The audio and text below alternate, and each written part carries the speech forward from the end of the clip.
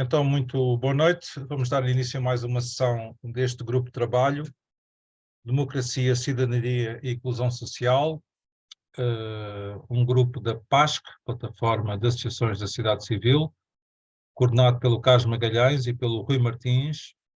Esta nova direção da PASC, eleita a 18 de março deste ano, tem apostado muito nos grupos de trabalho. Temos 3 grupos de trabalho ativos, para além deste, há o grupo de trabalho Transição Climática, Energética, Mar e Território, coordenado pela Paula Policarpo e pela Ana Sofia Lopes, e temos também o grupo de trabalho Lusofonia e Relações Internacionais, coordenado pelo Samuel Dimas e por mim próprio. Esta aposta decorre da nossa convicção que os grupos de trabalho são essenciais, desde logo para promover a coesão interna entre as várias associações da PASC, mais de meia centena, e também, não menos importante, para agregar novas associações, e é isso que tem acontecido. Nas várias sessões nós temos conseguido trazer gente nova, novas associações, e estes grupos de trabalho têm servido para isso. E, portanto, hoje temos connosco o Nuno Cardoso, que, enfim, é uma figura subejamente conhecida, mas que será, enfim, devidamente apresentada pelo Carlos Magalhães. Carlos, por favor. Ora, muito boa noite. Em nome do Grupo de Trabalho Democracia, Cidadania e Inclusão Social, cumpre-me reiterar já os agradecimentos já formulados pelo Presidente da PASC, Renato Epifânio, quanto à presença entre nós do Nuno Cardoso. Nuno Cardoso, Nuno Magalhães Silva Cardoso, nome completo, é licenciado em Engenharia Civil pela Universidade do Porto, licenciatura que terminou em 1985. De 1987 a 1997 foi professor na Faculdade de Engenharia da Universidade do Porto, tendo lecionado as cadeiras de Planeamento do Território e de Transportes. De 1990 a 1996 foi assessor do Presidente da Câmara para as questões da mobilidade, tendo desenvolvido neste âmbito o projeto de implantação do Metro do Porto. De 1996 a 1999 foi administrador das Águas de Portugal e de 1996 a 2004 presidente das Águas de Douro e Paiva. Em 1998 é eleito vereador da Câmara do Porto, assumindo a vice-presidência e o pelouro do urbanismo. Assume a presidência da Câmara do Porto em outubro de 1999, cargo que desempenha até janeiro de 2002. Foi ainda administrador do Porto 2001 e responsável pela programação da Capital Europeia da Cultura Porto 2001. Foi administrador do Metro do Porto de 2000 a 2003. Em 2004 sai do setor público e desenvolve trabalhos de consultadoria no setor privado em projetos de inovação e internacionalização. Em 2014, entre 2014 e 2016, desenvolve um projeto de uma residência para a terceira idade e na sequência deste projeto cria a Associação Acora Portugal para promover e desenvolver a habitação colaborativa, em língua inglesa conhecida por co-housing, no nosso país. E é com base nesta associação que o Nuno está hoje aqui também presente, uma vez que é o presidente da mesma. Portanto, está apresentado o Nuno. Não sei se passa a palavra ao Renato, só ao Rui Martins. O Rui Martins tem umas questões para colocar ao Nuno Cardoso. Mais uma vez, obrigado pela tua presença. Seja bem-vindo à PASC. Boa noite, mais uma vez, Nuno. Obrigado por estar presente. Boa noite. Eu é que agradeço, mas já falei. Força, Rui. A questão da habitação colaborativa é uma solução que tem sido de vez em quando referida em Portugal. Não é muito popular, nem sabemos mesmo se existem uma rede significativa neste momento. É uma das questões que eu gostaria de colocar, mas mais adiante. Mas o certo é que, tanto quanto eu sei, há países da Europa onde isto é usado muito intensivamente, no norte, sobretudo. E, em primeiro lugar, são 3 questões muito simples. A primeira questão seria se a habitação colaborativa é, de facto, uma alternativa viável para os nossos séniores. E se sim, porquê? Segunda questão, quais é que são os principais obstáculos legais de financiamento e de outra ordem que se encontra quando se lança um projeto deste tipo. A terceira e última pergunta é aquela que eu já enunciei no princípio, que é que exemplos, que projetos modelo em lançamento ou já em pleno andamento existem em Portugal? É isto. Obrigado. Muito bem. Muito boa noite. Queria começar por agradecer a oportunidade que dão à ACLA de fazer aqui esta intervenção junto da PAS e dar também os meus parabéns à PAS e a toda a vossa iniciativa de grande plataforma associativa nacional. Acho que, pronto, eu gostava só de vos explicar um pouco como é que nasce a ACRA. Efetivamente, pronto, ela nasce muito no Porto, mas é uma associação de âmbito nacional. É a única associação portuguesa que promove a habitação colaborativa, portanto eu não conheço outra. Foi a primeira e penso que é a única. E, portanto, pretendemos ter uma intervenção nacional. A associação foi criada só em 2019 e nós estávamos a dar, no fundo, os primeiros passos. Fizemos uma primeira conferência internacional cá no Porto, em fevereiro do ano de 2000. Não, desculpem, em fevereiro do ano de 2019. Portanto, a associação é de 2018, isso aqui é. Portanto, e em fevereiro de 2019 fazemos a apresentação pública com uma grande conferência internacional na Faculdade de Engenharia do Porto, muito participada, e foi assim o arranque da associação. Em boa hora, nós criamos a associação porque naquele momento estava-se a discutir na Assembleia da República a primeira Lei de Bases da Habitação e conseguimos que a habitação colaborativa fosse incluída como modo de viver em Portugal. Portanto, foi um pouco já foi a nossa primeira coroa de glória, foi conseguirmos pôr na lei, portanto, a habitação colaborativa.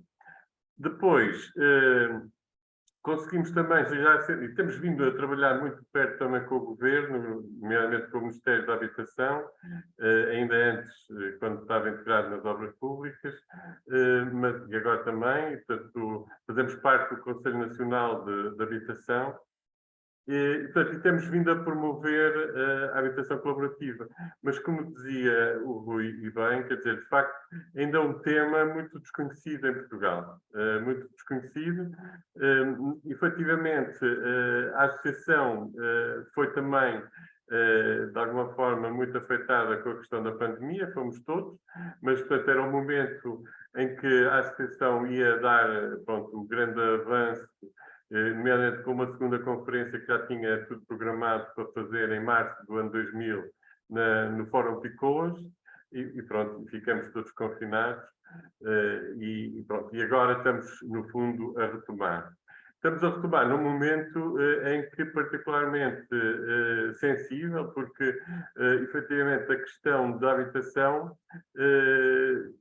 está neste momento, em termos nacionais, numa situação muito crítica e, portanto, é um tema muito, muito falado e pronto, e neste preciso momento, com um programa a ser discutido na Assembleia da República, portanto, com uma quantidade de legislação que está à espera de ser ultimada e ser posta cá fora e pronto, e que de alguma forma também nos mantém um pouco em suspenso, porque não fará sentido também estarmos a divulgar coisas que ainda não estão na letra de lei e, portanto, estamos um pouco à espera de como é que ficam.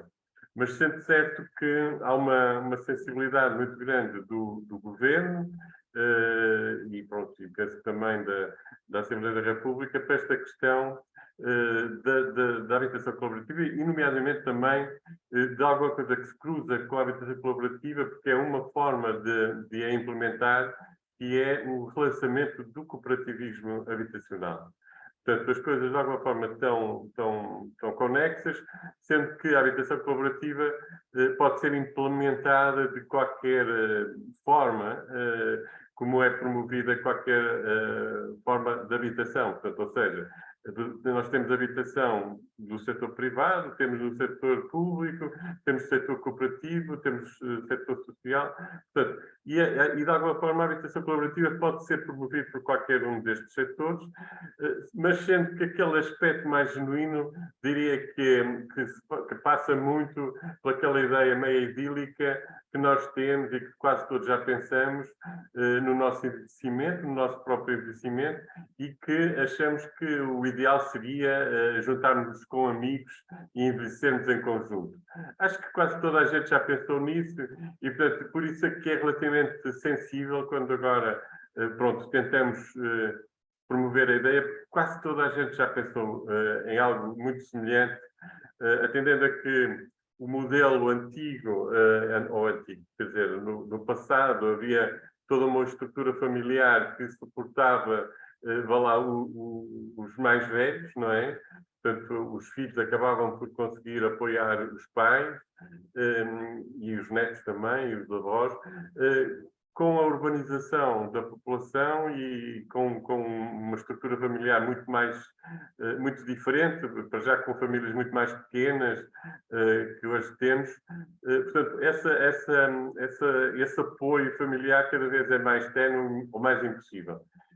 Portanto, nós pensamos, quando estamos agora a falar mesmo neste núcleo que estamos aqui, todos nós pensamos nesse envelhecimento e que, naturalmente, gostaríamos de ter uma situação aprazível, agradável para o envelhecimento. E, portanto, o envelhecer com amigos parece ser sempre um modelo bastante ideal e bastante simpático.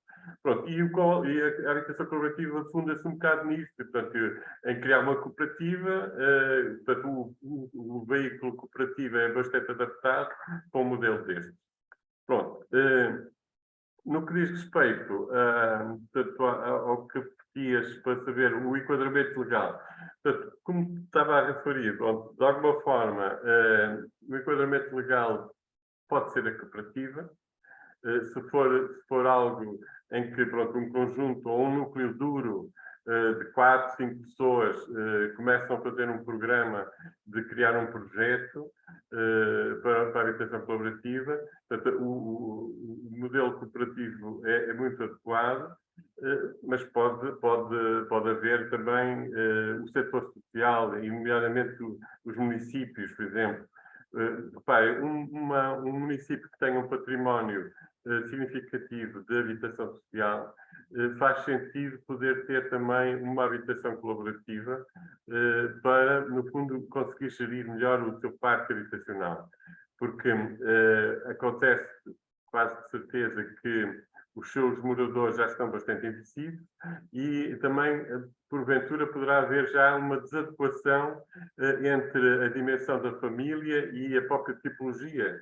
Portanto, temos casas grandes, porventura, ou temos casas num segundo ou num terceiro piso e a pessoa já não consegue subir as escadas. E, portanto, era interessante os municípios que têm esse património habitacional poder desenvolver projetos mais adequados ao envelhecimento ativo, portanto, e às pessoas de mais idade.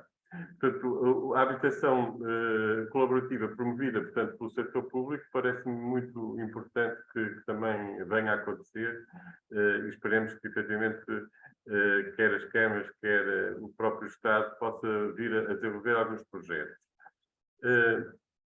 O setor privado também está particularmente ativo e atento. Portanto, nós sabemos que a questão do envelhecimento em Portugal é uma situação que nos deixa muito preocupados, não é? Portanto, nós estamos com uma população muito envelhecida, das mais envelhecidas do mundo,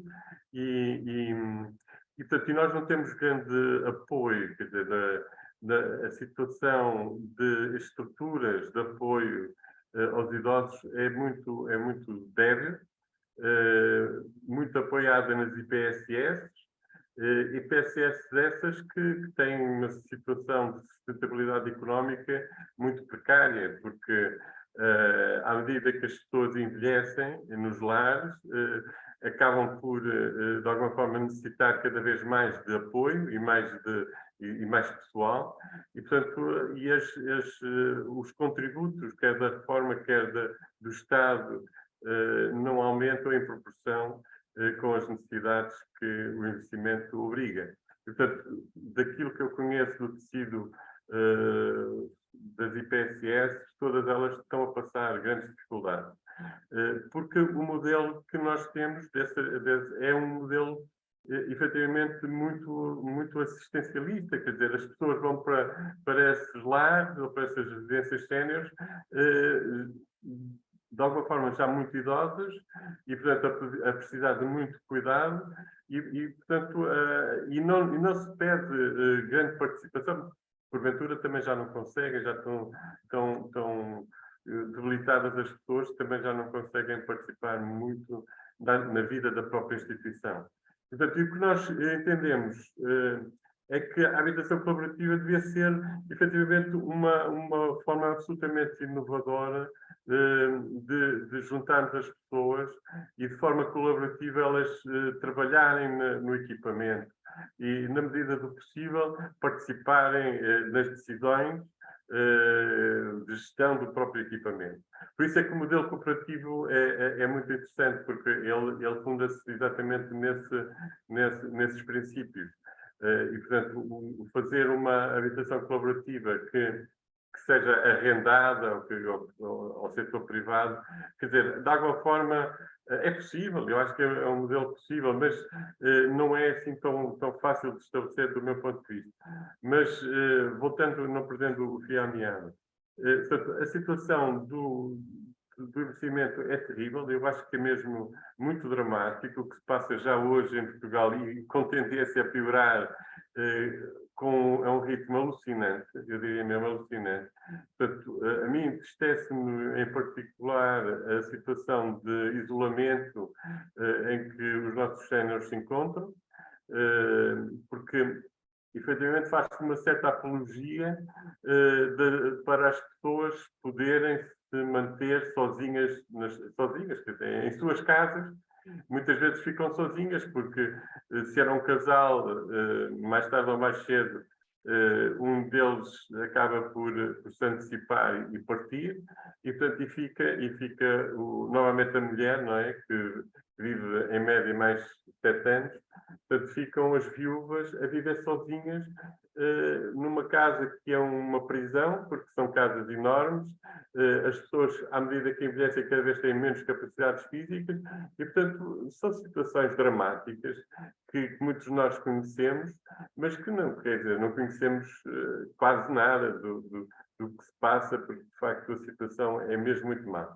Depois, as autarquias, naturalmente, tentam dar uma resposta, têm o chamado apoio domiciliário, as próprias IPSS também fazem esse apoio domiciliário, o que é, pronto, é algo absolutamente necessário, mas, e é uma resposta bem-vinda, mas que fica muito aquém do que é necessário. Como podem imaginar, fica muito aquém.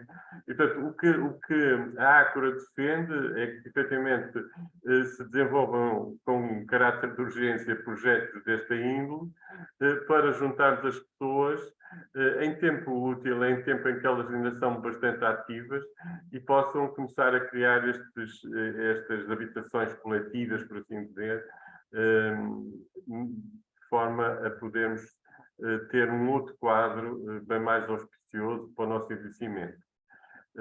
Deixem-me só fazer um parênteses.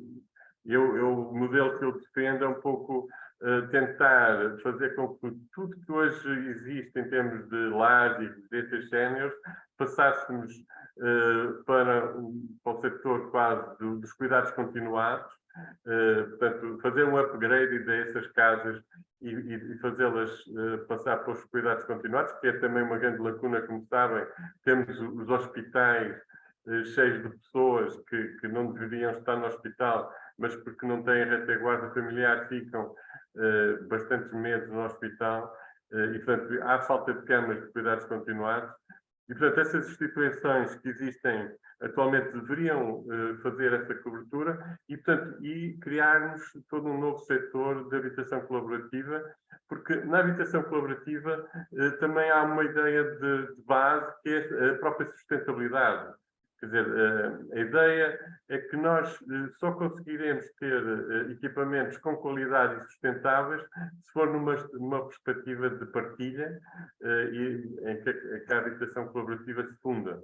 Portanto,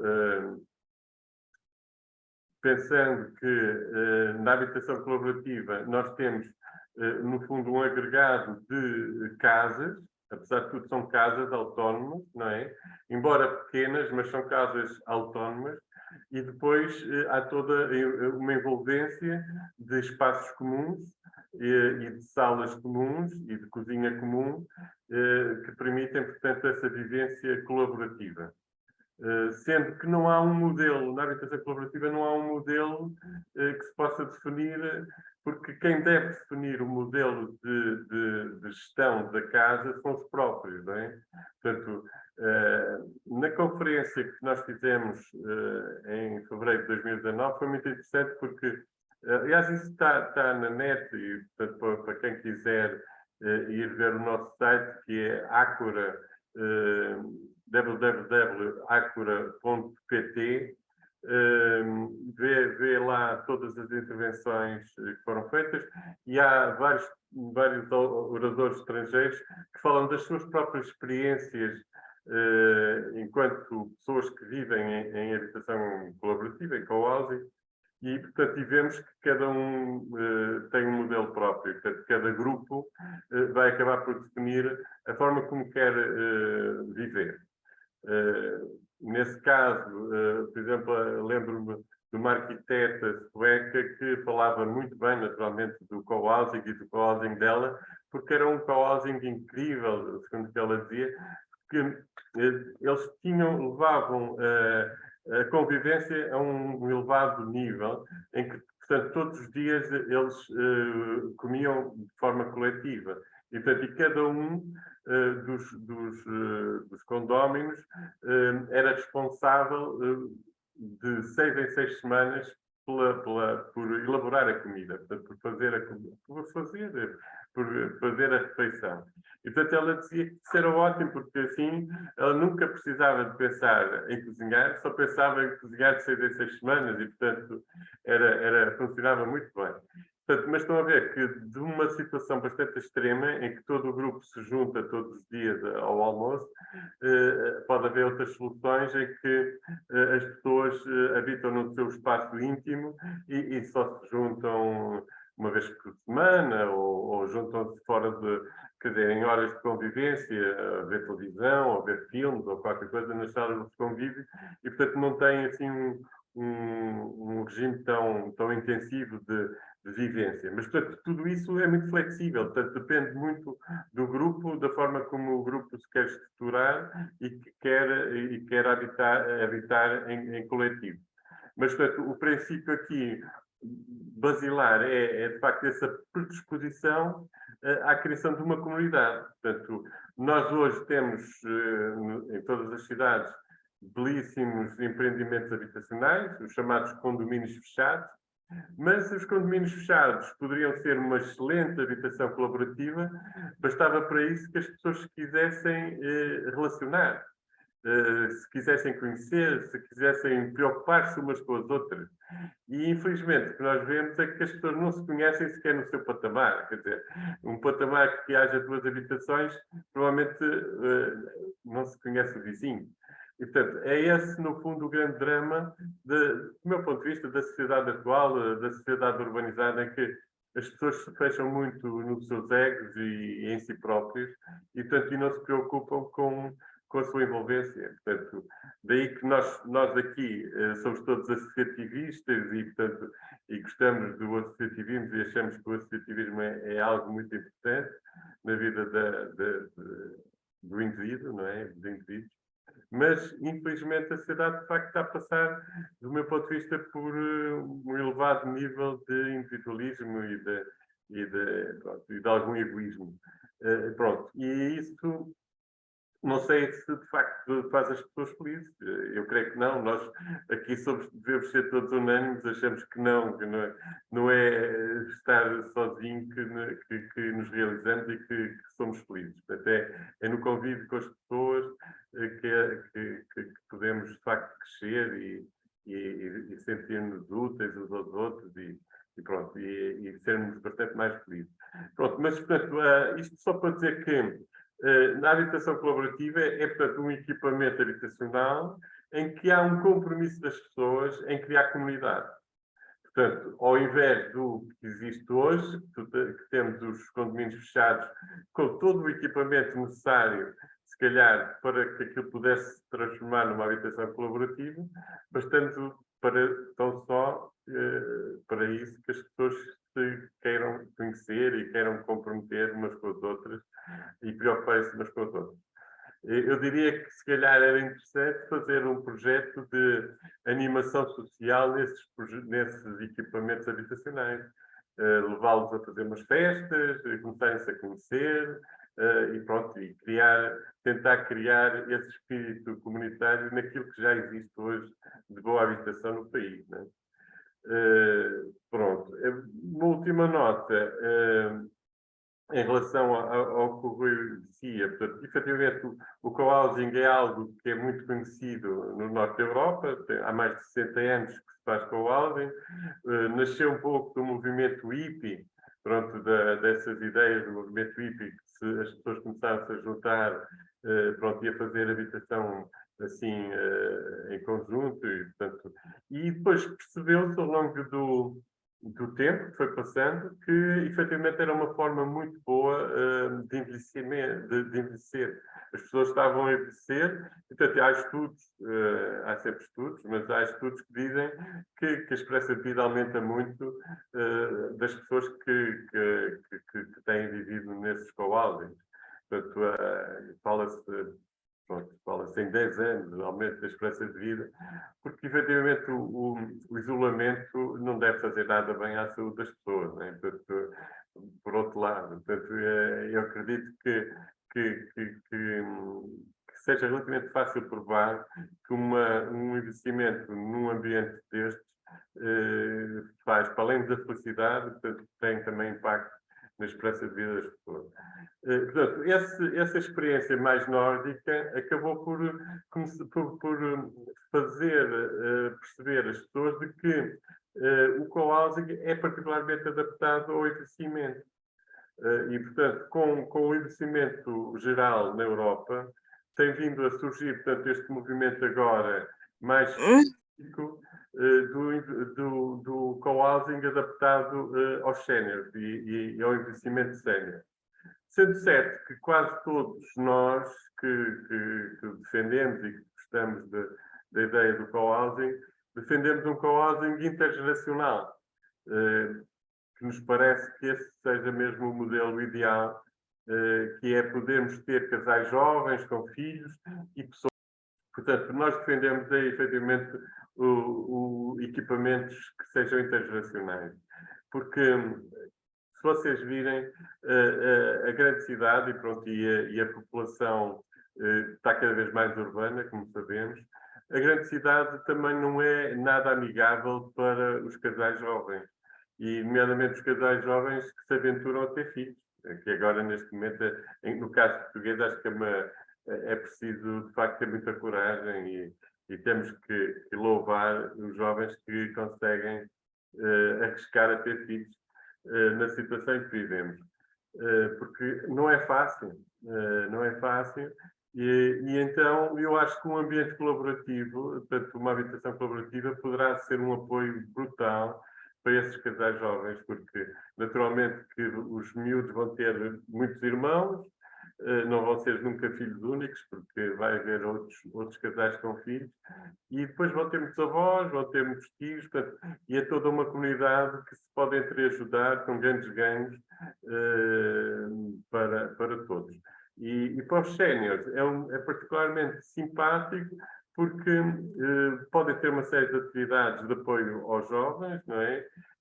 portanto, e com isso sentirem-se úteis e, portanto, e a própria transferência de conhecimentos, de cultura, entre os idosos e os séniores, pode ser, de facto, muito importante e muito interessante. Portanto, estamos a dar um bocado os primeiros passos. Queria-vos dizer que também foi uma das nossas vitórias, foi ter conseguido sensibilizar a Ana Mendes Godinho, portanto, a Ministra da Segurança Social, a meter a habitação colaborativa no PRR. Portanto, é mesmo a única medida de inovação social que a Ana Mendes Godinho meteu no PRR, foi a habitação colaborativa, e já fez mais de 20 contratos, portanto, com IPSS, que estão a desenvolver projetos inovadores, todos eles muito diferentes uns dos outros, engraçado, mas muito tendo a matriz da habitação colaborativa. E, portanto, começam a haver projetos piloto no país que resultam desses contratos. Também estamos à espera, portanto, que esse seria talvez o grande filão do apoio à habitação, que tanto se fala, né? E, portanto, do mais habitação, para poder haver também projetos piloto. A Ministra do Ambiente, desculpem, a Ministra da Habitação tem isso, portanto, na mais habitação. Portanto, há a ideia, como já vos tinha referido, de tentar voltar a apostar na habitação cooperativa, portanto, tentar fazer com que o setor cooperativo tenha uma segunda vida. Infelizmente, a primeira vida foi uma vida importante. Penso que têm a noção de que cerca de 200 mil casas foram feitas pelo setor cooperativo. Pena foi que não se estruturou o setor cooperativo. Portanto, o setor cooperativo foi um bocado instrumental, portanto, para os cooperativistas, naquele momento, terem conseguido obter casas e casas de qualidade com um preço bastante inferior ao do mercado. Portanto, isso foi muito, muito bom e muito bem conseguido, com grandes projetos. No Norte, penso que o sucesso foi maior que no Sul. Mas, infelizmente, porque o setor bancário não financiou as cooperativas, portanto, só financiava as famílias, portanto, as famílias acabaram por comprar a casa à cooperativa. E nós podíamos hoje ter cooperativas fortíssimas se tivessem sido elas a ser financiadas, e, portanto, teríamos um setor cooperativo, porventura, pujante e a criar e a construir habitação permanentemente. Como foram todas instrumentais, elas resolveram os problemas dos cooperantes e pronto, e muitas delas acabaram aí, outras mantiveram-se, outras pronto, cresceram para o setor social e criaram creches e criaram residências séniores, e continuam a ter alguma atividade, ou muita atividade, mas a atividade para a qual foram criadas, que era produzir casas a custos controlados, isso perdeu-se porque não se criou o setor. Pronto, a ideia agora é tentar aproveitar este segundo momento para efetivamente criar cooperativas de arrendamento. Portanto, não ser cooperativas de venda de casa, mas de arrendamento, para que as cooperativas possam efetivamente estruturar-se e ter uma capacidade produtiva constante. Portanto, é um pouco isso. Portanto, nesse âmbito, as cooperativas poderão fazer habitação normal ou poderão fazer também habitação colaborativa. Portanto, é isso que estamos a prestar em fazer. Muito bem, Nuno, parece-nos perfeitamente pertinente. Aliás, como salientou e bem, e como todos temos consciência, Portugal é, no quadro europeu, um dos países mais envelhecidos, em termos relativos, ou seja, o peso da população mais idosa é um peso, portanto, em termos proporcionais, e mesmo no quadro europeu, tem um peso muito, muito grande, e obviamente que este projeto parece-nos muito meritório, mas sem desfocar neste assunto, um dos grandes problemas também em Portugal, como se sabe, é também a habitação jovem, nomeadamente de estudantes universitários. E falo não apenas do Porto, que é a sua cidade, mas também em Lisboa, isso é uma questão recorrente. Jovens universitários, enfim, que não sejam habitantes de Lisboa e do Porto e que frequentem as respectivas universidades, têm grandes problemas de habitação em Lisboa e no Porto, desde logo, enfim. Em Coimbra também, imagino, mas Lisboa e no Porto penso que são os casos mais graves. Este novo paradigma também se podia estender, diria, aos jovens universitários. Não sei se tem algum... Sim, sem dúvida, Renato. Acho que sim, aliás, pronto, e era um pouco há bocado quando eu falava que nós tendemos, quer dizer, embora a associação tenha até no próprio nome, portanto, o Co-Housing Sénior, nós sempre defendemos o Co-Housing intergeracional. E poderá ser naturalmente jovem só. De alguma forma, quer dizer, eles estão mais sensíveis que ninguém, porque quase todos já tiveram experiências de co-living, não é? Eu tenho também 3 filhos e neste momento houve um que decidiu iniciar, pronto, a sair de casa e ir para Lisboa e está a viver com mais 2 colegas, pronto, um co-living. Também nós, na nossa juventude, porventura, também passamos por isso.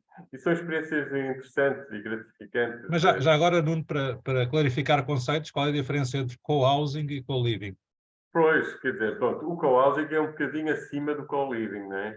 No co-living nós partilhamos uma casa, mas o convívio é muito íntimo, quer dizer, uns com os outros. Portanto, no fundo, cada um tem o seu quarto e depois a sala é comum e a cozinha é comum e isso. No co-housing, não. No co-housing nós temos casas. Temos casas que são autónomas, mas são mais pequenas que o normal. Por exemplo, há alguns equipamentos que à partida não deverão ter as casas, que é máquina de lavar roupa, pronto, é logo a primeira coisa. Porque queremos que o equipamento tenha uma lavandaria com máquinas maiores, mas o objetivo é que é um ponto de encontro, quer dizer, as pessoas pronto, não serem tão autónomas assim na sua casa, mas irem à lavandaria porque, pronto, ali vão acabar por conviver, por falar, por se conhecer, por estarem mais juntas umas com as outras. E também tem a ver com economia, também tem a ver porque este movimento do co-housing tem muito a ver também com uma perspectiva que é também contemporânea e urgente, que é tentarmos ser mais rigorosos no uso e abuso do planeta, não é? Tentarmos ser... É isso que eu ia perguntar, se há muitos benefícios em questões ambientais, não é? Na questão Claro. Portanto, a sustentabilidade é uma das preocupações, mesmo na própria arquitetura do projeto. Há um projeto muito engraçado de Barcelona, que é a cooperativa La Borda, em que pronto, houve um envolvimento grande da Câmara, a Câmara cedeu um terreno e pronto, e eles pagam uma renda relativamente simbólica anual pelo terreno e, portanto, e criaram um projeto para 27 famílias de dimensões diferentes, de idades diferentes, mas foi tudo muito participado. As pessoas envolveram-se no próprio projeto. O projeto é um projeto de arquitetura, de alguma forma, evolutiva. Portanto, ou seja, hoje tenho um T3, mas amanhã os filhos vão embora, se calhar fico só com T1, e de alguma forma há como é possível alocar, portanto, um quarto a outra habitação. Portanto, aquilo está pensado de forma a poder ser evolutivas as habitações. E, portanto, também construído muito com base em madeira, portanto, usa-se muito a madeira na construção, também por uma questão também de impacto ambiental. E depois, quer dizer, a sustentabilidade está, por exemplo, quer dizer, um grupo de pessoas que vivam em conjunto, porventura, também estão dispostos a partilhar carros. E se nós vimos, quer dizer, nós temos carros a mais, quer dizer, 27 famílias, porventura com 5, 6 carros, conseguem resolver a maior parte dos problemas todos das famílias, não é? Apenas façam uma boa gestão dos veículos.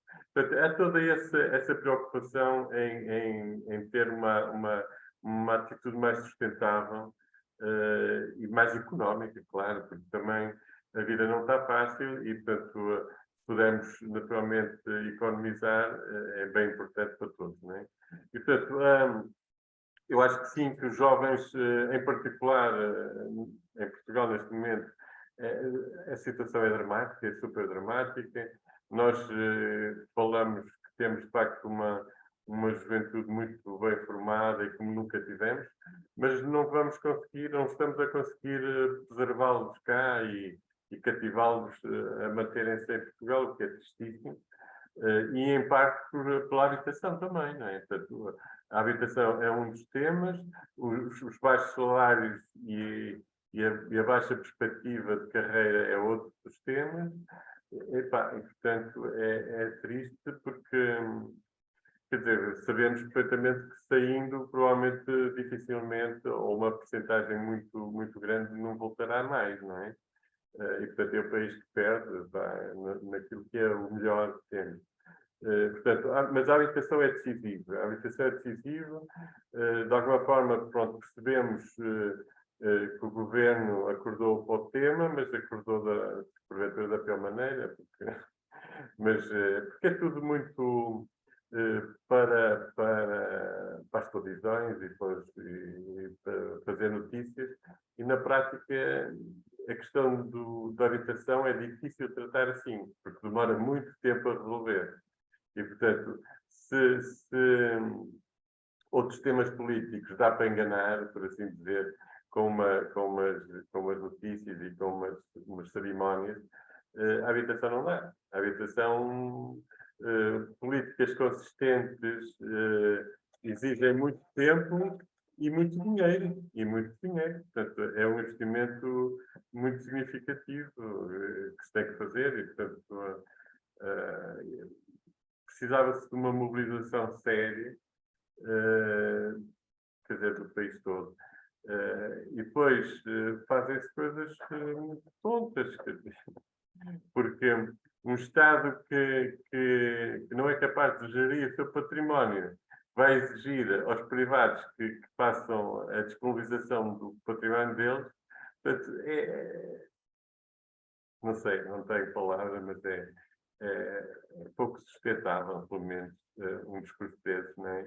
Quer dizer, um Estado sério primeiro tem que tratar dos seus problemas e só depois pode exigir ao resto da sociedade que acompanhe, não é? Até para dar o exemplo, exatamente. Claro, tem que se dar o exemplo, Renato. E, portanto, não se faz isso, quer dizer, temos o património que nem sabem, quer dizer, não somos capazes de fazer um levantamento do património público. Inacreditável, mas é o edificado e nas matas é a mesma coisa, quer dizer, a quantidade de matas que são públicas ou que não têm dono é enorme e portanto, também não somos capazes de fazer esse inventário. Portanto, o país está assim um pouco numa situação um pouco estranha, não é? E por isso também é o pensar o Porto. Já agora deixei-me meter o... Sim, aliás, já agora, aproveitando a presença do Nuno Cardoso, Não, eu acho que... já é sabido que ele também, enfim, o Nuno Cardoso tem um longo histórico de ativismo cívico e político. Isto também está envolvido numa nova associação, que é Pensar o Porto, e muito gostaríamos, aproveitando a sua presença, que nos pré-apresentasse essa nova associação Pensar o Porto, quais são os objetivos, os desígnios. Quer dizer, é assim, eu acho que o país, todo ele precisa de ser pensado e repensado. E, portanto, o Pensar o Porto tem a ver, pronto, com as pessoas aqui, porque de alguma forma é mais fácil nós pensarmos num território que vivemos e que usufruímos diariamente e que sentimos os problemas. E pronto, e é um pouco essa a ideia, também, repara, o Porto acho que anda um pouco perdido do país, também é um pouco isto. Nós tivemos, vocês, claro, e todos conhecem bem a história do país, nós tivemos sempre um setor intelectual no Porto muito dinâmico, não é? e durante o século XVIII e início do XIX, o E no Porto... século XX, a revista Águia, a Renascença Portuguesa, Sim, o Porto era um farol do país, se não mesmo o farol do país. Entretanto, foi-se apagando, não é? Foi-se apagando, e acho que faz falta, de facto, ao país um Porto mais ativo e com pensamento crítico e construtivo sobre o país. Pronto. E acho que é um pouco isto.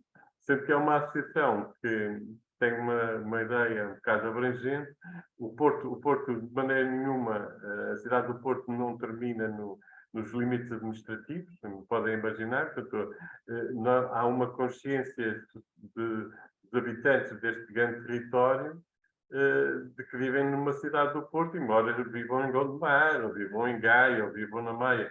Mas, portanto, quando inquiridos no estrangeiro, vão dizer que vivem no Porto, porque de facto sentem-se no Porto e a realidade que existe é essa cidade alargada.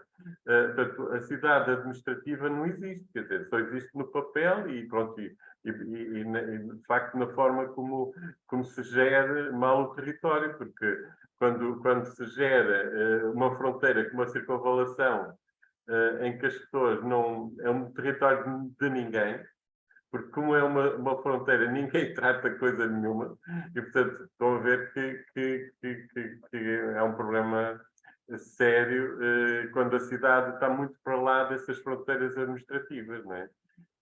Esse é o caso talvez mais paradigmático que nós temos aqui no Porto, que é uma fronteira que está estabelecida numa avenida, que devia ser uma avenida, que é a Circunvalação, e que, no entanto, em muitos dos setores, não passa de uma estrada quase rural, quer dizer, em que nem passeios tem, águas pluviais são em valetas, quer dizer, uma situação absolutamente central nesta grande cidade, não é?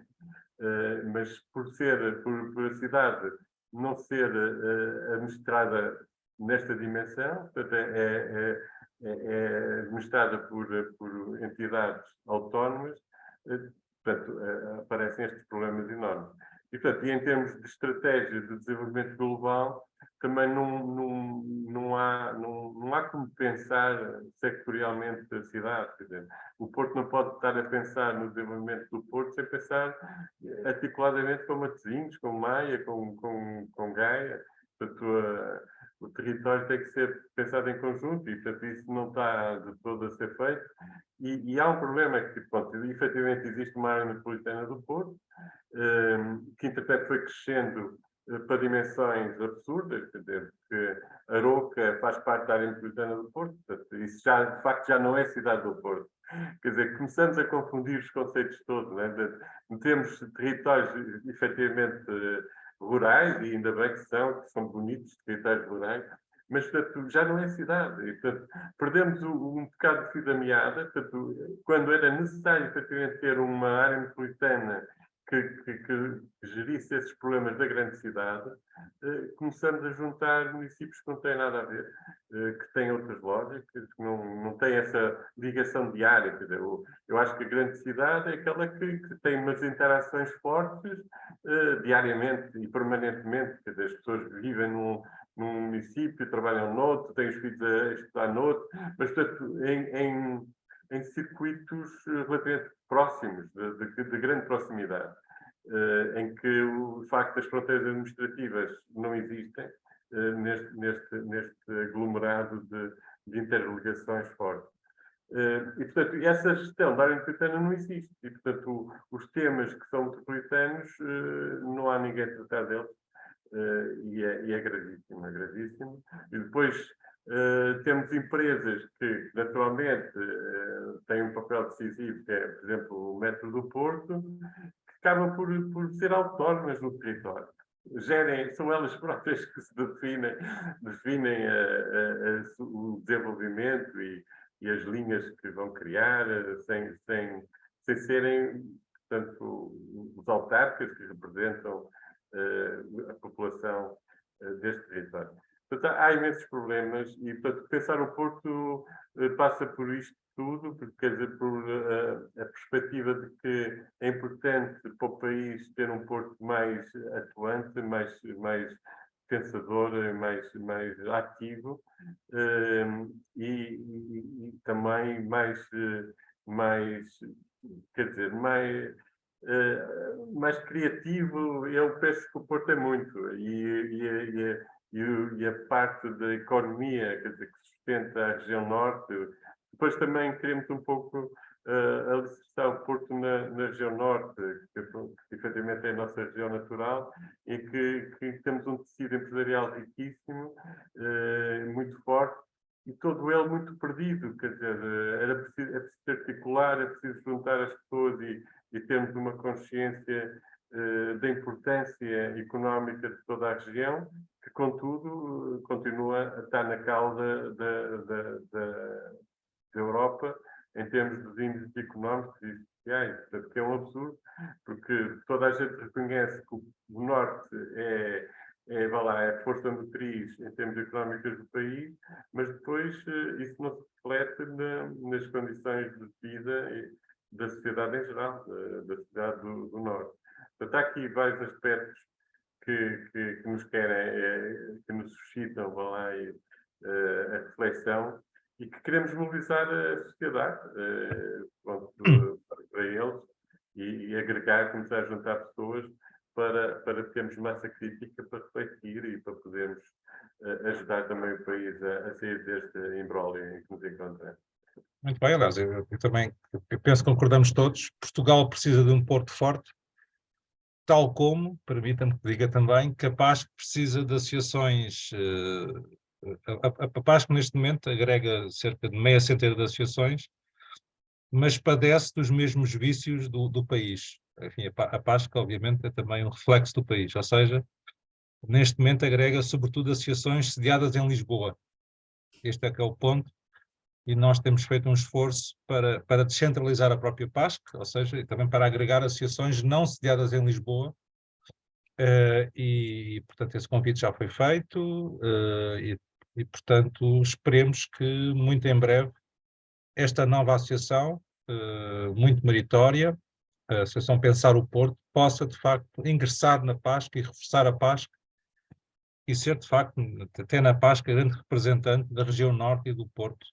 Isso seria muito importante. Obrigado. Seria muito importante. Entretanto, estamos a finalizar o debate. Não sei, Rui, se tens mais alguma questão ainda? Ali o Vieira da Cunha levantou a mão. Levantou a mão. Eu sei que sim, mas não sei se foi Acho inadvertidamente. que- Foi Eu Vieira da gostaria Cunha. Sim, de Ana, fazer uma, força. uma reflexão.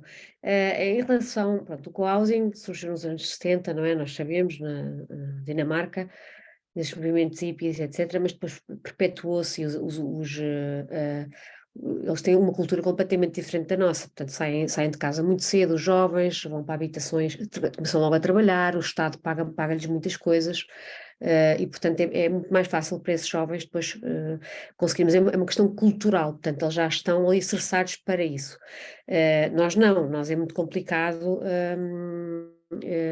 desenvolvermos este pensamento, apesar de pensarmos que é o mais pertinente, é difícil de perpetuar. Eu creio, eu julgo, apesar de já muitos estudantes o fazerem, portanto é tal coabitação, não é? Não tanto o co-housing, mas as pessoas já fazem, se veem também, e que estão a fazer cada vez mais, porque com o aumento das taxas e dos juros que têm que pagar ao banco, etc. Portanto, já estão a alugar quartos, já estão a fazer isso, a desenrascar-se de uma forma melhor possível. Entretanto, vejo notícias, por exemplo, no outro dia vi que havia uma família cuja renda passou de 300 euros para 800 euros e que estavam a viver na rua. Então mostra como eles estão na zona do Porto. Era na zona do Porto. E, portanto, nós temos estes problemas, ou seja, se nem conseguimos colocar as pessoas mesmo muito necessitadas fora da rua, como é que conseguimos, por onde é que devemos começar? Por onde é que esta questão habitacional deve começar? Eu gostava depois também de colocar uma questão, Força. não sei se coloco já e depois o Nuno eventualmente responde às duas. Força. Eu estava a ouvir o Nuno e estava-me a lembrar das aldeias de xisto com um forno comunitário. Mas é que há aqui um problema. E depois ouvi o Nuno também falar dos condomínios privados que se podiam transformar em habitações colaborativas. Mas aí é que surge a minha dúvida. E podemos fazer a comparação com as aldeias comunitárias de xisto. Algumas ainda existem. É que uma coisa é fazer comunidade num espaço horizontal. Outra coisa é fazer comunidade em arranha-céus com muitos andares. Isso aí não funciona. Eu posso dizer uma coisa, Samuel. Nos Estados Unidos, vivi 3 anos nos Estados Unidos e o que se fazia lá nos arranha-céus, é tudo arranha-céus, e nós tínhamos uma lavandaria para todos. Pois está bem, mas isso não resolve tudo, não é? A lavanderia que vai resolver tudo. Não, mas éramos muito mais colaborativos, ou seja, eu conhecia o meu vizinho da frente, eu conhecia o do lado, eu conhecia, se calhar aqui em Portugal, também vivi já num condomínio fechado, não os conhecia, e lá as pessoas falam estranhamente umas com as outras no elevador, portanto havia, olha, chegou-lhe o correio, olha, não chegou o correio, olha, portanto é óbvio que a partilhar ideias conseguimos muito mais facilmente, e é óbvio, a partilhar a lavandaria, nós temos que falar com as pessoas que estão à nossa volta, e dos problemas, não é? Torna-se ali uma pequena comunidade que se pode ajudar. Sentimos, por exemplo, que está uma velhinha, precisa de nós no andar de baixo, ou uma pessoa mais idosa, quero dizer, e podemos tentar preocupar-nos um bocadinho mais com ela, não é? Portanto, isso existe muito na zona onde eu vivi, Nova Iorque. Portanto, todos os prédios têm a lavandaria comunitária e isso dava para nós nos... aliás, o inglês foi um bocado enferrujado e eu melhorei imenso o inglês. De qualquer modo, a habitação colaborativa é mais que isso. Mas pronto, isto são as minhas. Mas tem que começar por algum lugar, não é? As minhas dúvidas. Mas, Samuel, eu também estou um bocadinho como a Ana. Eu acho que nós podemos ter habitação colaborativa em altura, quer dizer, não é por aí. Porque, quer dizer, é a questão. Eu acho que era um exercício, pronto, confidenciei isso convosco, porque acho que era um exercício engraçado pegar num desses condomínios que tem tudo, não é? Tem piscina, tem áreas de convívio, tem jardins e não sei o quê, e levá-los a pensar que se calhar eles conseguiam dar um grande salto se começassem a fazer umas festas. Um Santo António, um São João, consoante a cidade. E, portanto, começando a partilhar, começando a conhecerem-se uns aos outros.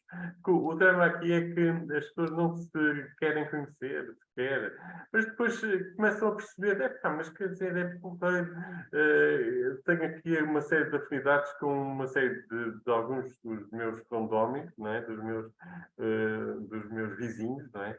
Portanto, essa ideia do vizinho, não é? É muito interessante. E depois, se conseguimos, por exemplo, implementar algo do útil, por exemplo, há neste condomínio não sei quantos minutos com uma festa etária, não é? E depois há aqui também, se calhar, um indivíduo que tem 70 anos e tal, mas está por resto da vida e pode ajudar aqui a buscar os miúdos, trazer os miúdos e não sei o quê. Portanto, começar a criar serviços, interdependências entre eles. Uhum. Não é? Começar as pessoas perceberem, não, há vantagem a gente resolver os problemas em conjunto, não é? O problema de Lisboa agora está a ter uma atitude interessante, que é o transporte de crianças, que é um problema seríssimo na mobilidade das cidades e nós não fomos capazes ainda de resolver. Efetivamente, levar à escola os miúdos causa transtornos na mobilidade das cidades brutal, no Porto e em Lisboa. E, portanto, nós na América percebemos quer dizer, que esse serviço está instituído lá. E agora Lisboa está a tentar implementar e estou curioso de ver, efetivamente, o resultado, porque é muito importante que funcione. Mas estão a ver, portanto, um condomínio fechado em que as pessoas começam a reunir e a dizer, mas vamos aqui ver o que é que a gente pode fazer em conjunto e até como é que nos podemos interajudar. e depois sabem que há uma velhinha que está sozinha, pá, e se calhar vamos lá estar mais atentos ao que se passa naquela casa, que necessidades é que ela tem. E, pronto, eu acho que isto era engraçado experimentar. Mas, claro, pronto, esse espírito comunitário da aldeia de Xisto, que o Sr. Samuel falava, era um bocado isso que nós gostaríamos de começar a ver nas cidades. E acho que isso nos vai trazer felicidade. Acho que esse convívio, essa partilha, vai acabar por resolver problemas e tornar a vida mais fácil portanto, e aumentar o nosso nível de felicidade na cidade. Eu acho que acredito muito nisso. Pronto, agora é preciso ir dando passos e vamos dando. E há muita gente a pensar nisso. Como disse, pá, foi pena, de facto, por muitas coisas, a pandemia, porque cortou muito uma dinâmica que já estava a haver.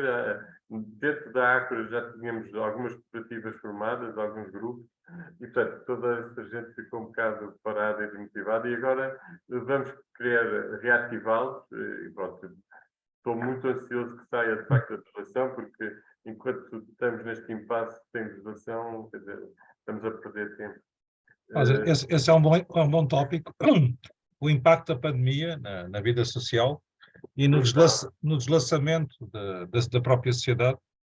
Aliás, eu li esta semana uma notícia que dava conta, enfim, para mim não foi surpreendente, eu tinha essa percepção, que o grupo etário mais atingido pela pandemia foi o grupo de adolescentes. Enfim, que estavam a começar a sua vida social, não é? Sair à noite, Horrível, e ficaram 2 anos, enfim, praticamente confinados. Obviamente isso foi nessa faixa etária foi dramático, em alguns casos foi mesmo trágico. Mas também nos mais idosos, como sabemos, foi problemático, não apenas nos hospitais, nos casos de internamento, de facto, esse desloçamento, não é? Essa privação de... É um problema que continua, porque Ficaram presos em casa. os Os lares... próprios filhos exigiam que não saíssem de casa. Pois eu conheço situações incríveis. Olha, voltando à questão do sem-abrigo, de facto é uma situação, pá, incrível. Como é que pactuamos com isso, não é? Sim. E acho que há listas de esperas eu, por exemplo, quis ajudar uma pessoa aqui em Cascais a encontrar uma casa e tentei imenso na Câmara e eles só me respondiam: há uma lista de espera enorme. Pois, quer dizer, temos que ser criativos, temos que arranjar formas, sei lá. Portanto, eu acho que as cidades tinham que ter um buffer de habitação que fosse para estas emergências sociais. Nem que fossem em contentores, mas quer dizer, não podemos deixá-los na rua. Claro, Né? exatamente. Uma habitação contexturizada, pá, pronto, Exatamente. não é a mesma coisa, não é uma casa. Mas agora fala-se desse tipo de casas, não é? Claro. São mais... Agora, o que não é admissível é efetivamente deixar as pessoas na rua, não é admissível, não podemos tolerar isso. Infelizmente, pá, pronto, não sei. Pois é, isto Não, tem sido noticiado. É claro Aliás. que, deixem-me só fazer gabarito. É claro que muitos dos sem-abrigos é por opção, né? E pronto, é a liberdade deles. E eu já passei por isso, vocês sabem, já passei por isso. E, nomeadamente, quando fomos Capital Europeia da Cultura, eu, naturalmente, quis ter a certeza que não haveria nenhum sem-abrigo que não fosse por opção própria. Mas também não, quer dizer, não vamos. Tínhamos um velhinho, pá, que dormia por baixo da rábida. E ele adorava aquele sítio. Portanto, também seria uma violência tirá-lo de lá, não é? Mas, quer dizer, mas isso são casos particulares. casos particulares, muitas vezes envolvem não é esse. medicação ou de substâncias, etc. Claro. Mas há casos mesmo de pobreza extrema e que tem... Há pobreza extrema, há o problema das dependências que têm que ser tratadas e mesmo esses, quer dizer, não é na rua que os vamos tratar. Quer dizer, temos que dar dignidade, temos que dar apoio, portanto, são problemas de saúde pública, não é? Não, e há problemas tem a ver com a Tanto deles como da habitação. sociedade. Portanto, o problema é um problema de saúde pública que é própria, que é a sociedade em muitos casos.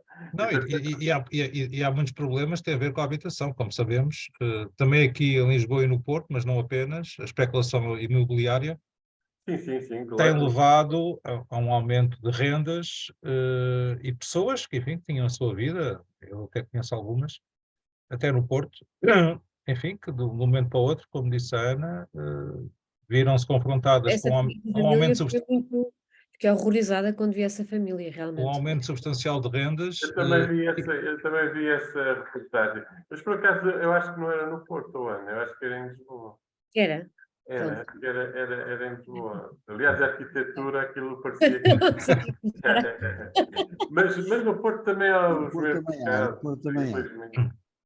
Não, mas aí também o co-housing poderia ser uma resposta também. A questão também é essa. Eu acho que o co-housing um novo paradigma, há uma coisa que me fascina muito e que o Vera da Cunha, no outro dia falei com ele, porque ele está envolvido também numa empresa de aço leve. Eu fascina-me muito a habitação pré-fabricada. Quer dizer, acho que devíamos ter algumas com qualidade, pré-fabricada com qualidade. E havia um projeto que eu acompanhei, infelizmente parece que não desenvolveu muito, um projeto holandês interessantíssimo, de umas habitações pré-fabricadas, muito interessante. E então o modelo de gestão deles era engraçado também, porque a ideia deles era usar terrenos centrais das cidades que estivessem expectantes. E então ocupava-se os terrenos enquanto o projeto definitivo não fosse implementado.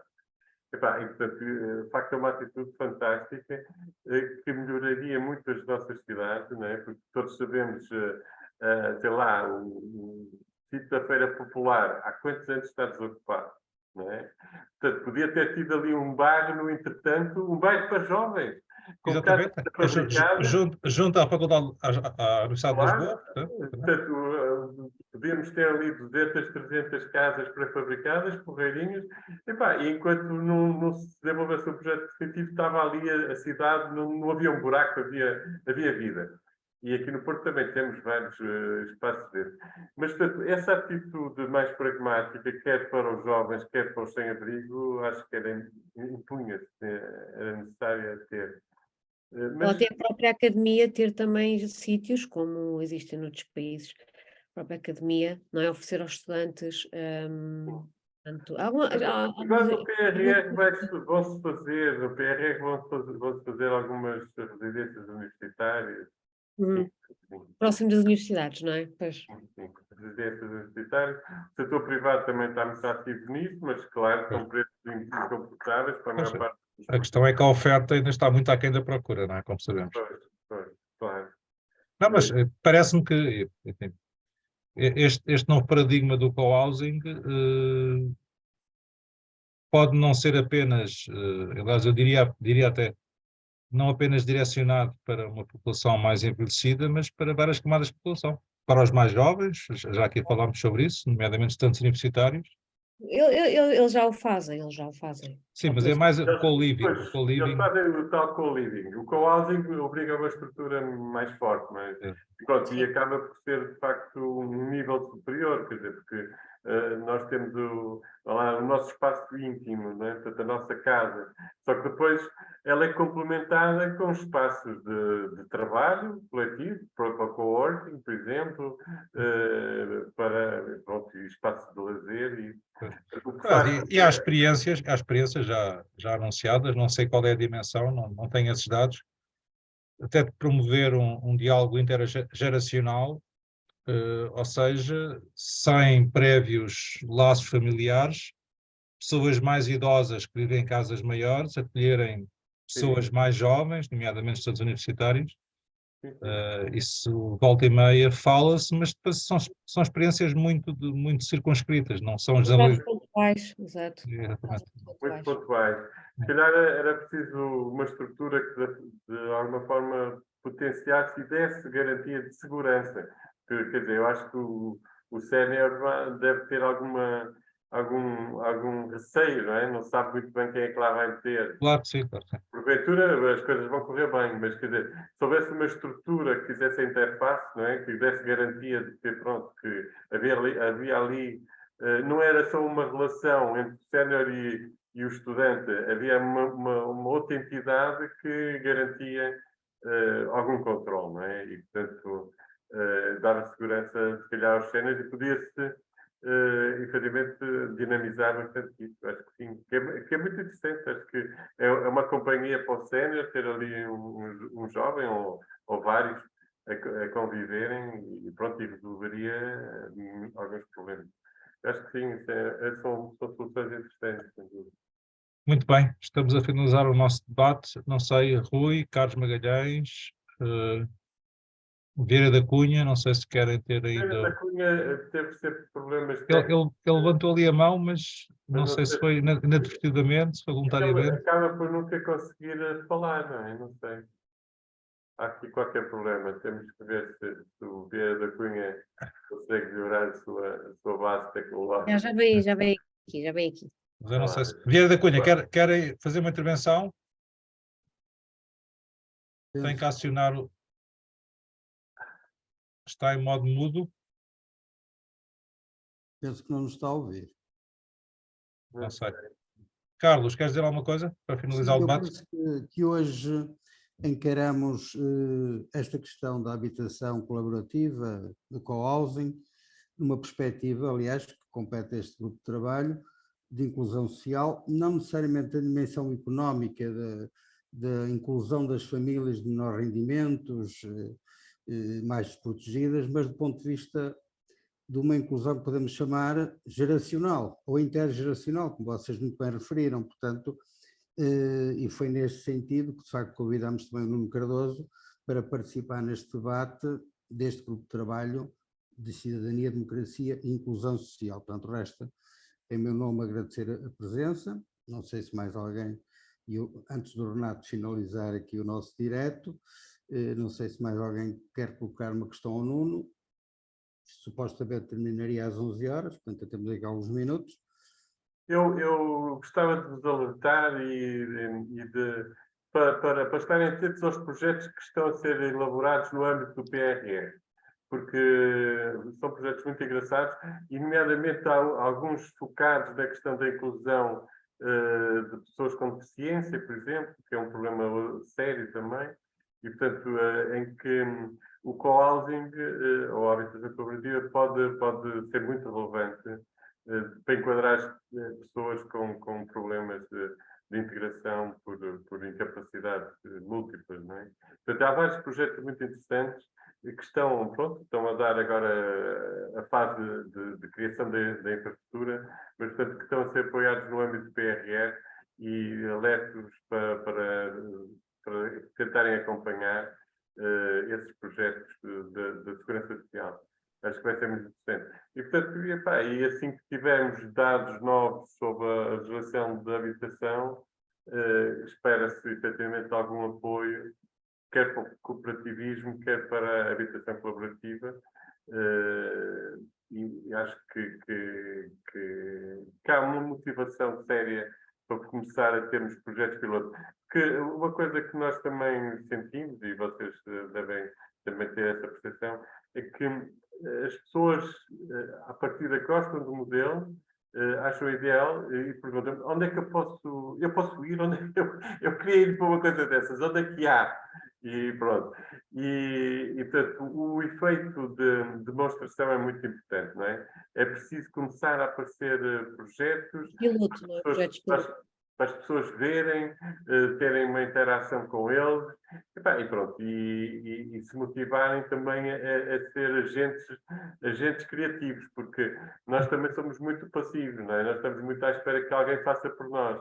E aqui, quer dizer, era importante que desmultiplicássemos os agentes ativos para criarem grupos e criarem cooperativas. E lá está no Cardoso, eu também acho que lá está essa ideia de sermos passivos e estarmos sempre à espera que aconteça algo. O dinheiro do PRR, temos de ter noção que é dinheiro emprestado, não é? Não é nosso.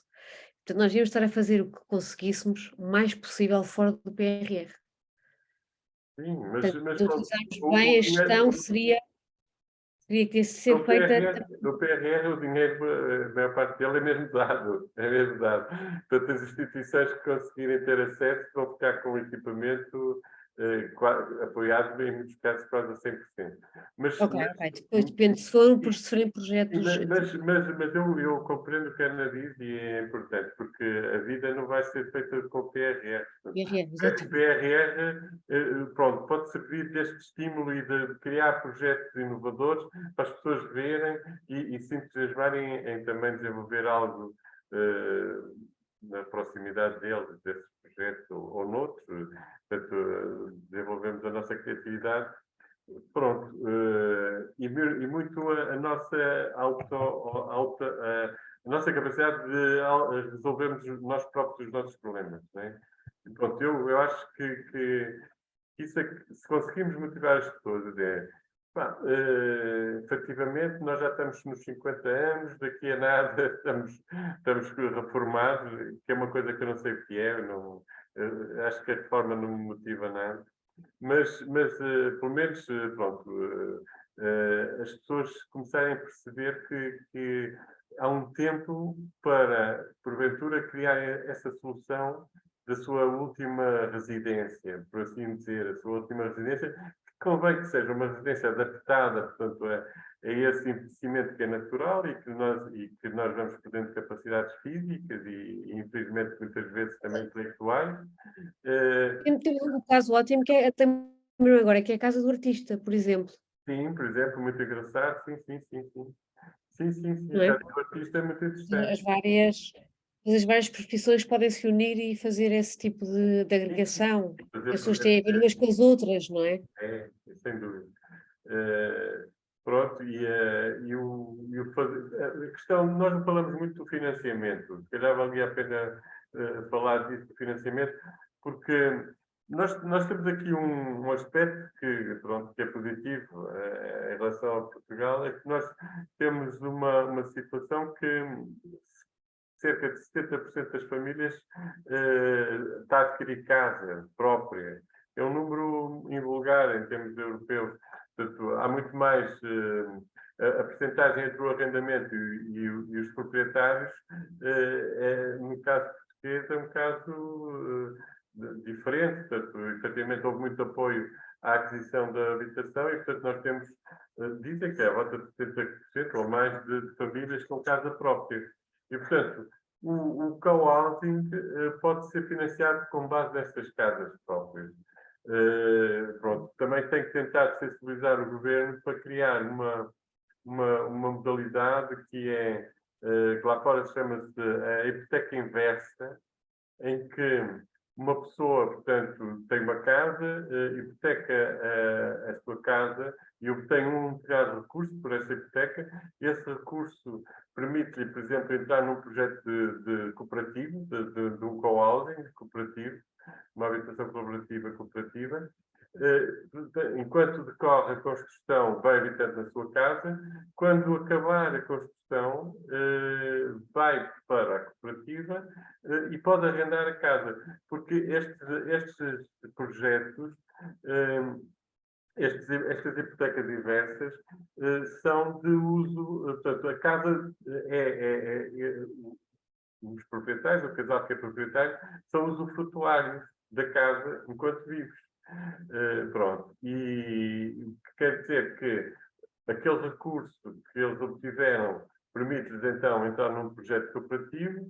Quando a casa cooperativa estiver feita, mudam-se para a casa cooperativa e podem arrendar aquela sua primeira casa, não é? Portanto, obtêm dali mais um recurso para a sua vida.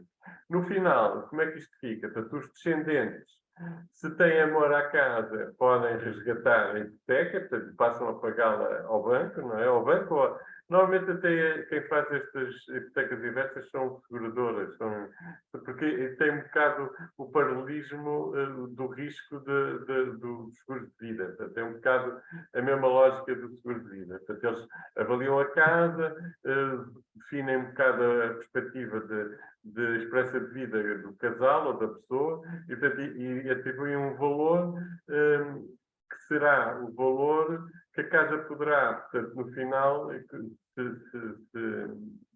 no final de se extinguir o casal, de morrer, portanto, a casa será património da instituição e, portanto, terá que ter que cobrir aquele valor. Mas se houver descendentes, portanto, os descendentes poderão fazer o resgate da hipoteca e, portanto, ficam com a casa, arranjam uma forma de pagar a hipoteca. Se depois não tiverem interesse, a instituição vende a casa e, na mais-valia para lá da hipoteca, portanto, isto é atribuído aos descendentes. Esta modalidade é muito interessante e pode alavancar muito o futuro. Porque, por um lado, o casal não se desfaz do bem, que é uma coisa que para nós portugueses é um bocado, somos sensíveis a isso, portanto, temos dificuldade de vender a casa onde queremos os filhos e, portanto, é uma situação delicada. Portanto, o casal nunca terá que passar por essa situação. Portanto, a casa acaba por chegar aos filhos ou aos descendentes e serão eles que tomarão essa decisão. E, no entanto, a casa contribuiu para o bem-estar daquele casal, portanto, que é mais que legítimo, não é? Portanto, eles trabalharam a vida toda, conseguiram comprar aquela casinha acabou por dar o rendimento suficiente para eles entrarem num projeto de habitação mais adaptada à sua idade e a viver num ambiente mais simpático, que lhe garante, no fundo, o envelhecimento, e o cuidado, porque estas comunidades, agora voltando a centrar na questão do co-housing center, portanto, estas comunidades, quando se constituem, elas têm que definir as suas regras internas, não é? E o seu compromisso. E muitas delas assumem que o compromisso portanto, esta é a última residência. E, portanto, se eu ficar com Alzheimer, vocês vão tratar de mim. Não me mandam daqui para fora. Pronto. Essa é um dos compromissos que muitos deles assumem, não é? E o equipamento, em termos de arquitetura, terá que, no fundo, corresponder também a isto. Ou seja, poderá ter que ter uma zona de quartos para pessoas, pronto, que ficam acabadas e isso. E a comunidade vai cuidar deles. Portanto, é um compromisso deles, não é? Pronto, isto para dizer que há muitas modalidades no co-housing sénior e essa, em muitos casos, é uma situação de charneira. Há uns que assumem que é para a vida e que toda a gente se compromete em cuidar uns dos outros e há outros que não. Dizem que há situações que limites e, portanto, naturalmente, e não vamos conseguir ficar com isso, com essa responsabilidade. Mas pronto, mas isto para esclarecer. Portanto, voltando ao casal que tem a casinha. Portanto, a casinha acaba, portanto, por dar um apoio financeiro para eles poderem ter uma solução de investimento bem simpática, porque depois de se mudarem para a casa do co-housing, ficam com aquele rendimento, não é? Portanto, alugam a casa e é mais um rendimento que terão ao seu dispor. No final, os descendentes, pronto, ficam com a participação deles na habitação colaborativa, porque a habitação colaborativa pode-se montar nessa base, não é? Portanto, em que há uma joia, não é? Há um valor que as pessoas pagaram para entrar, e esse valor, no final, vai ter que ser, naturalmente, devolvido à família, portanto, aos descendentes. Pronto, terão essa joia e terão... Depois há outro problema que nós temos em Portugal, que é a burocracia, não é? Não percebia, não é? A burocracia. Às vezes as pessoas querem fazer as coisas e depois não conseguem porque, não, por exemplo, o licenciamento da Câmara, Pois, mas isso... antes. Imagina alguém querer mesmo montar um co-housing, não é? Imaginemos um particular ter a boa vontade de querer fazer. Depois para a Câmara, primeiro que a Câmara se calhar assimilasse o processo Não, aí há muita coisa para alterar e a legislação, claro. legislação, Há etc. muita legislação pronto, porque o co-housing, no fundo, vai exigir uma certa legislação específica, porque, quer dizer, para nós promovermos o aparecimento Não existe, do pois não existe nenhuma legislação já específica para o não ponto, existe, não existe, não eu saiba. existe. Não, mas quer dizer, a legislação urbanística está toda muito envelhecida, portanto, o Regeu é antiquíssimo, e, portanto, e fala-se que é preciso Se rever o calhar Regeu. teria que se começar por aí, não é? Sim, tem que se reconhecer. Os próprios PDMs, não é, dos municípios têm que se adaptar a esta modalidade, porque é uma modalidade específica. Por exemplo, há bocado falei na ideia de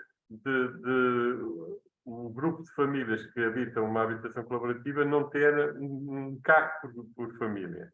Portanto, ter só 30% ou 40% dos carros necessários, ou que normalmente, atualmente, pelo menos um carro por família, acho que é o mínimo, às vezes há mais. Mas, portanto, no co-housing há uma assunção de que também vamos partilhar os carros, por exemplo. E então, se o projeto for de partilha de carros, quer dizer, é um nonsense o PDM exigir que se faça um estacionamento que garanta pelo menos um estacionamento por habitação. Portanto, que é o que todos os PDMs do país exigem, no mínimo. E, portanto, essa exigência, que é lei, portanto, como sabem, o PDM é lei, portanto, e as câmaras são obrigadas a cumprir. Portanto, um indivíduo, uma cooperativa que queira fazer um co-housing e que apareça lá com metade dos lugares de estacionamento que são exigidos pelo PDM, fica bloqueado, não lhe vão licenciar o prédio. Portanto, esse tipo de coisas tem que ser alterado. Por outro lado, também as áreas comuns não deviam entrar nos índices urbanísticos, porque se nós queremos que o equipamento tenha muitas áreas comuns, e portanto isso vai ser um custo que vai melhorar o projeto global, quer dizer, se isso também ao mesmo tempo interferir na área vendável, portanto, diminuindo a área vendável, são dois custos, não é? Tornam os projetos bastante pouco sustentáveis. Não é? Portanto, a minha ideia é que tudo que é áreas comuns saia do índice de construção. Portanto, só fica o índice de construção aquilo que é a área vendável, portanto, ou seja, a área das habitações dos cooperantes.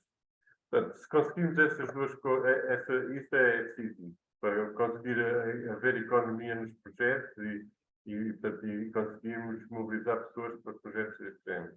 Mas, portanto, há muita coisa em termos relativos que tem que mudar. E pronto, e essa parte do financiamento é também muito importante. De facto, a questão da hipoteca inversa, que nós não temos legislação capaz, não se enquadra, é muito importante, é muito importante. Muito bem, Nuno Cardoso, muito obrigado. Desculpa, Renato, só para terminar. Ana, este burburinho em relação a mais habitação, pelo menos parece vir a ter um condão que é esse de uma certa consciência coletiva de que é preciso agilizar o processo de licenciamento nas câmaras. Parece que toda a gente foi unânime dizer que isso era um bloqueio, e é um bloqueio real e gravíssimo. É muito complicado. E que se traduz em desmotivação e traduz-se em custos, não é? Traduz-se em custos do promotor, quer dizer, porque tempo é dinheiro, mas na administração pública o tempo é uma variável que não existe. Eles não têm a noção de que o tempo existe. Portanto, ninguém cumpre com prazos de coisa nenhuma. E, portanto, pelo menos esta mais habitação vai introduzir aí alterações importantes para agilizar o processo de licenciamento. E, portanto, isso é muito importante. Mas mais grave, porventura, que o custo associado à demora é a desmotivação. É que as pessoas ficam desmotivadas. Nem sequer partem para o início. De pensar que demora 10 anos a licenciar um prédio e depois a construir demora 2, no máximo. Então, o paradoxo é esse, é que os papéis demoram mais tempo do que a construção. Isso é um paradoxo completo, não é? Não faz sentido nenhum. Mas pronto, esperemos que agora, de facto, as coisas por aí melhor. Não é? Temos que ser otimistas. Acho que vão melhorar. Muito bem, Nuno Cardoso. Vamos então encerrar a sessão. Muito obrigado por ter estado connosco e por ter partilhado este novo conceito do co-housing. A PASC serve também para isso, para partilhar e sensibilizar a sociedade civil com estes novos conceitos, com impacto positivo na nossa sociedade civil. Fica então o convite reiterado para que essa outra associação a que o Nuno está ligado, a Associação Pensar o Porto, ingresse na PASC. Vamos ter no próximo dia 13 o Conselho de Representantes, onde novos candidatos à adesão à PASC estarão presentes. Teremos connosco o Nuno Cardoso. E no dia 4 fica também o convite reiterado para que possam estar connosco num outro debate promovido pelo grupo de trabalho coordenado pela Ana Sofia Lopes e pela Paula Policarpo, Transição Climática e Energética, Mar e Território, sobre a questão da seca. Vamos ter duas associações da PASC connosco, nomeadamente a IRIS, a Associação Nacional pelo Ambiente, e a Proviseu. É às 9h30, como hoje. O link está no nosso sítio, na internet, e, portanto, fica também o convite reiterado.